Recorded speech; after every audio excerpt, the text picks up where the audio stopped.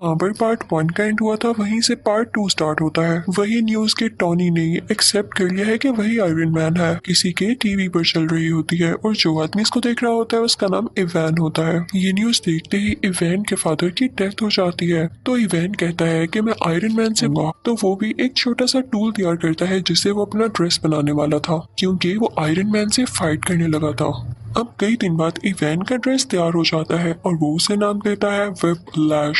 उसमें ये पावर थी कि वो किसी भी मेटल को काट सकता था। फिर हम देखते हैं कि 6 महीने गुजर जाते हैं और टोनी कुछ लोगों से स्पीच कर रहा होता है। उसने अपना वही ड्रेस पहना होता है। वो बताता है कि मेरे फादर का ये ड्रीम था कि वो एक सिटी बनाए जिसमें एडवांस बिल्डिंग्स हो और काफी अच्छी टेक्नोलॉजी हो, लेकिन वो तो अपना ये ड्रीम पूरा नहीं कर पाए। अब मैं उनका ये ड्रीम पूरा करूंगा। और वो अपना ड्रेस सबको दिखाता है कि ये ड्रेस मेरी है। टोनी ये सब बातें करके वहां से निकल ही रहा होता है कि तभी उसके पास कुछ लोग आते हैं। वो टोनी से कहते हैं कि आपसे कुछ लोग कुछ बातें पूछना चाहते हैं। वो सब लोग ये चाहते हैं कि आप सुबह कोर्ट में आए। वो आपके ड्रेस के बारे में आपसे कुछ इन्वेस्टिगेशन करेंगे। जब टोनी कोर्ट जाता है तो उसे पता चलता है कि वहाँ पर तो आर्मी है। कोर्ट के सेनेटर उसे कह रहे होते हैं कि सूट तो तुमने काफी अच्छा बनाया है, लेकिन इतनी ज्यादा पावरफुल और खतरनाक चीज तुम्हारे पास नहीं होनी चाहिए, या आर्मी को दे दो क्योंकि वो अपने सोल्जर्स की काफी अच्छी ट्रेनिंग कर सकती है इससे।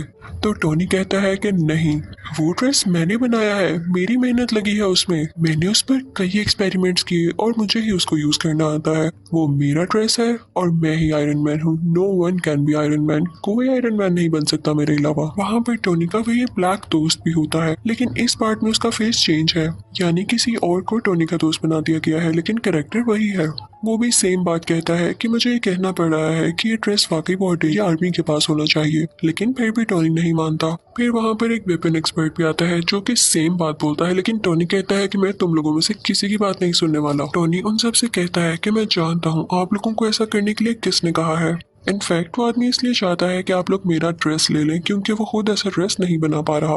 उसने मेरी कई ज्यादा ड्रेसेस बनाए हैं, लेकिन वो उस काम के नहीं जो कि मेरा ड्रेस है। तो आप लोग उसकी बातों में क्यों आ रहे हैं? मैं आपको प्रूफ्स भी दिखाता हूँ। और टोनी फिर उनको प्रूफ्स भी दिखाने लगता है कि वाकई वो आदमी कैसा है। वो कहता है कि इतना बड़ा वेपन मेकर मेरी ड्रेस को कंट्रोल ही नहीं कर पा रहा, तो आप लोग कैसे कर पाएंगे? इसे सिर्फ मैं चला सकता हूँ और मैं जानता हूँ ये किसी को नुकसान नहीं देगा। सबको उसकी बात अच्छी लगती है और फिर वो वहाँ से चला जाता है। दूसरी तरफ हम देखते हैं कि इवैन अपना व्हिपलैश ड्रेस कंप्लीट कर चुका होता है और अब वो चाहता था कि वो डायरेक्ट जाकर आयरन मैन से लड़ाई करे। दूसरी तरफ टोनी भी अपने ड्रेस को चेक कर रहा होता है।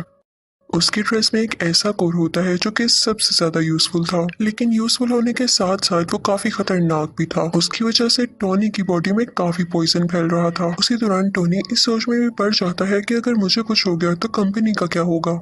तो वो अपनी सेक्रेटरी को बुलाता है और उससे कहता है कि मैं तुम्हें अपनी कंपनी का सीईओ बनाता हूँ। ये कंपनी अब से तुम्हारे अंडर है, तुम जिसको चाहो हायर करो। फिर टोनी की सेक्रेटरी जो कि अब उस कंपनी की सीईओ थी, एक लड़की को इंटरव्यू के लिए बुलाती है, लेकिन वो लड़की किसी कंपनी की एजेंट होती है। फिर हम देखते हैं कि कार रेस हो रही होती है और उसमें टोनी ने भी पार्टिसिपेट किया होता है, लेकिन तभी वहाँ पर इवैन यानी व्हिपलैश आ जाता है और उस पर अटैक है, जिससे उसकी गाड़ी 2 हिस्सों में टूट जाती है। ये न्यूज टीवी पर टोनी की असिस्टेंट यानी वो सीईओ भी देख लेती है और उसके बॉडीगार्ड से कहती है कि हमें फौरन उसकी मदद के लिए जाना होगा। वो दोनों जाते हैं और टोनी को उसका ब्रीफ केस देते हैं जिसके अंदर वो आयरन मैन वाला ड्रेस होता है और टोनी उसको पहन लेता है। अब आयरन मैन में और व्हिपलैश में काफी लड़ाई होने लगती है, लेकिन आयरन मैन जो भी अटैक्स कर रहा था व्हिपलैश उनको रोके जा रहा था और कई देर तक ऐसे चलता है। लेकिन तभी आयरन मैन व्हिपलैश पर जोरदार अटैक करता है जिससे फाइनली व्हिपलैश को डिफीट हो जाती है। व्हिपलैश को अरेस्ट कर लिया जाता है। थोड़ी देर बाद टोनी पुलिस स्टेशन जाता है इवैन से ये पूछने के लिए कि उसने उस पर अटैक क्यों किया। वो आगे से चुप रहता है तो टोनी उससे कहता है कि वैसे तुम्हारी टेक्नोलॉजी थी बड़ी कमाल की, तुम अगर ये आर्मी को बेच देते तो तुम काफी अमीर हो सकते थे।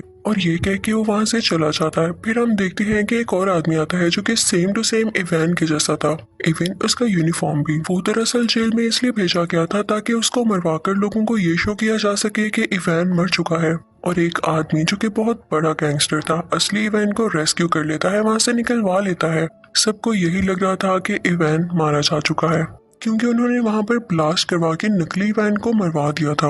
वो गैंगस्टर किसी इंडस्ट्री का ओनर था और टोनी का सबसे बड़ा दुश्मन था। वो ये चाहता था कि वो भी आयरन मैन के ड्रेस की तरह कई ज्यादा ड्रेसेस बनाए और पूरी आर्मी बनाए उनसे। उसने इवैन को भी इसीलिए छुड़वाया था। दूसरी तरफ टोनी के ड्रेस का वो कोड उसे काफी सता रहा होता है। वो उसकी चेस्ट में मुसलसल पॉइजन पहुंचा रहा था, जिससे उसे फील हो रहा था कि अगर उसने कुछ ना किया जल्द तो वो मारा जाएगा।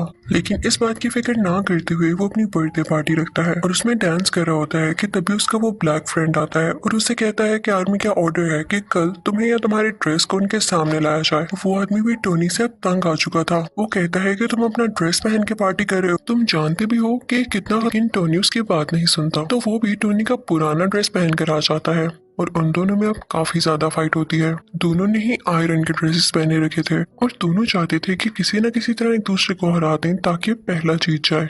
अब दोनों अपने अपने हाथ से लेजर निकालने लगते हैं और एट अ टाइम लेजर निकलने से दोनों लेजर्स आपस में टकरा जाती हैं और बहुत बड़ा ब्लास्ट होता है। जहाँ पर ब्लास्ट होता है और टोनी की बर्थडे पार्टी हो रही होती है वो जगह कोई और नहीं बल्कि टोनी की कंपनी होती है। अब वहाँ से टोनी का पुराना ड्रेस लेके वो ब्लैक फ्रेंड तो चला जाता है, लेकिन टोनी वहीं पर नशे की हालत में होता है। फिर हम देखते हैं कि एक आंख वाला आदमी टोनी के पास आता है और उससे कहता है कि तुम्हारे फादर क्या क्या करना चाहते थे और तुम क्या कर रहे हो, तुम नशा करके इधर उधर फिरते रहते हो। तो टोनी कहता है कि अपनी जुबान बंद रखो, तुम होते कौन हो ऐसे बोलने वाले। तो वो आदमी कहता है मैं तुम्हारे बारे में सब कुछ जानता हूँ। वो लड़की जो तुम्हारी कंपनी में इंटरव्यू देने आई थी वो कोई और नहीं बल्कि मेरी ही सीक्रेट एजेंट है और तुम्हारी सारी बातें, सारी रिपोर्ट से मुझे देती रही है। फिर वो आदमी ये भी कहता है कि मैं ये नहीं चाहता कि तुम्हारा कोई नुकसान है, चाहता हूँ कि तुम और ज्यादा अच्छा एक ड्रेस बनाओ जिससे पूरी दुनिया को फायदा हासिल हो। और मेरे पास तुम्हारे फादर की कुछ चीजें भी हैं, चाहो तो उन्हें मेरे से ले सकते हो। टोनी उस एक आंख वाले आदमी के पास से वो सारी चीजें ले आता है तो उसे पता चलता है कि उसके फादर जो सिटी बनाना चाहते थे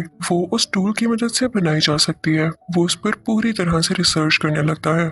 वहां पर उसको कोर का पूरा डिजाइन भी नजर आ जाता है। वो उस पर थोड़ी सी और रिसर्च करता है और काफी चेंजेस करने के बाद बहुत ही ज्यादा एडवांस टूल बना लेता है और फिर उसी टूल से वो एक नया ड्रेस तैयार करता है जिसको वो नाम देता है मार्क 6। और साथ ही उसे इवेंट की कॉल भी आती है जो कहती है कि मैंने तुम्हारे दुश्मन के साथ मिलकर एक काफी अच्छा ड्रेस तैयार कर लिया है। मैं वेट करूंगा उस दिन का जब तुम और मैं आमने सामने होंगे और देखते हैं कि कौन जीतता है। इन लोगों ने वो ड्रेस किस तरह से तैयार किया। टोनी का वो पुराना ड्रेस जो कि टोनी का दोस्त आर्मी के पास ले गया था, उस ड्रेस में इवान ने और टोनी के दुश्मन ने कुछ चेंजेस किए और उसको और ज्यादा एडवांस बना दिया कुछ टेक्नोलॉजीज की मदद से, जो कि बहुत सारी वॉर्स लड़ सकता था और फाइट कर सकता था। अब दूसरी तरफ टोनी का दुश्मन लोगों से स्पीच कर रहा होता है कि मैंने आयरन सोल्जर्स बनाए हैं क्योंकि अब आयरन आर्मी का दौर है। दूसरी तरफ टोनी को भी पता चल जाता है कि इवान किसी के साथ सच्चा नहीं है, तो वो जाता है अपने उसी दुश्मन के पास, उसी इंडस्ट्री के ओनर के पास, और उसे जाके कहता है कि इवान तुम्हारे साथ धोखा करेगा, वो तुम्हारी सारी आर्मी को अपने कब्जे में कर लेगा और वो सिटी पर अटैक। और ऐसे ही होता है। इवेन देखते ही देखते सब सूट्स को अपने काबू में कर लेता है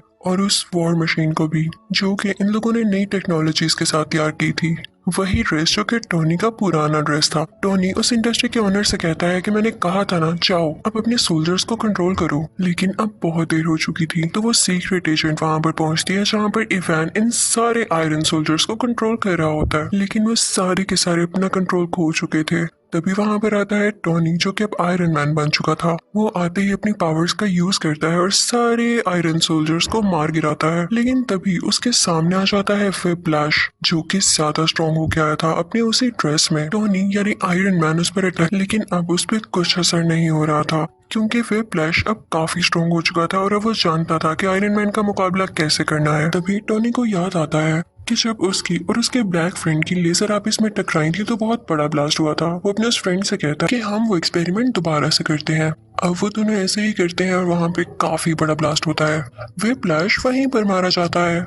अब अगले सीन में हम देखते हैं कि टोनी के पास वही एक आंख वाला आदमी आता है और उससे कहता है कि मैं तुम्हें गुड न्यूज दूं, तुम्हारा जो आयरन मैन वाला ड्रेस है उसको एवेंजर्स ने अप्रूव कर लिया है, यानी अब वो एवेंजर्स टीम में यूज होगा। लेकिन आई एम सॉरी, तुम उसके लिए सिलेक्ट नहीं हुए, तुम्हें सिर्फ पीछे से काम करना होगा। तो टोनी कहता है कोई मसला नहीं, आई एम एक्सेप्टिंग, लेकिन मुझे इस बात का क्रेडिट चाहिए। फिर अगले सीन में हम देखते हैं कि कोर्ट के सेनेटर टोनी यानी आयरन मैन को और उसके ब्लैक फ्रेंड को मेडल देते हैं और उनसे कहते हैं कि थैंक यू, आपने पूरी दुनिया को बचा लिया। और इसी के साथ आयरन मैन पार्ट 2 यहीं खत्म हो जाता है।